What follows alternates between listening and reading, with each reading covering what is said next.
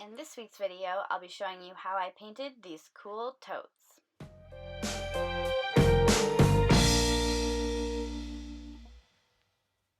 So the first step is to stamp the back of the tote so it looks like this. Your supply list obviously includes a tote, some fabric paint, and some marijuana stamps. How to make those, you can follow the link in the description.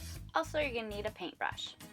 So first, you're going to want to put some paper or cardboard inside your tote, so when you're stamping it, the ink isn't going to bleed through onto the other side of the tote.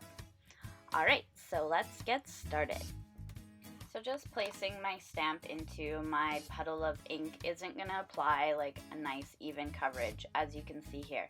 So I have my paintbrush to just spread all the ink around so I create a nice flat layer of ink. I keep calling it ink because it's black, but it's paint. If you put your stamp down and it's not like a full dark coverage like you want, you can always take your paintbrush and just add a little bit more fabric paint to it to darken it up. I'm going to be doing a mixture of really dark leaves and really light leaves to give it a neat effect.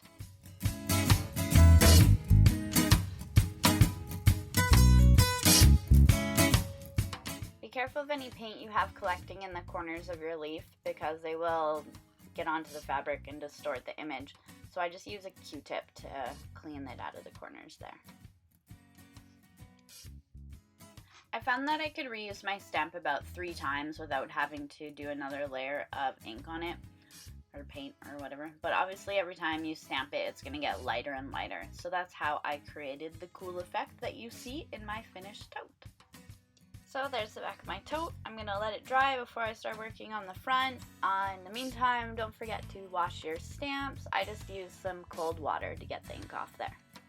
Now we're going to do the front of the tote. So I have this template here. I'm going to cut it out, place it on my tote, and then I'm going to pin it into place using just a sewing pin.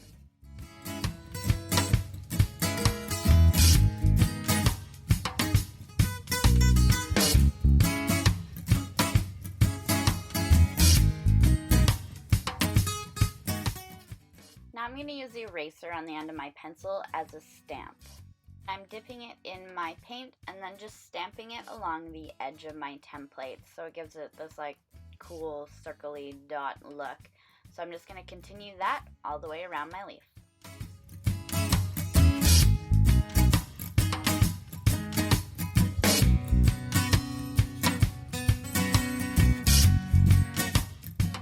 There we go. Now I'm just going to peel back my paper template and cool, there we go. Let's take it off. I'm pretty happy with how that looks.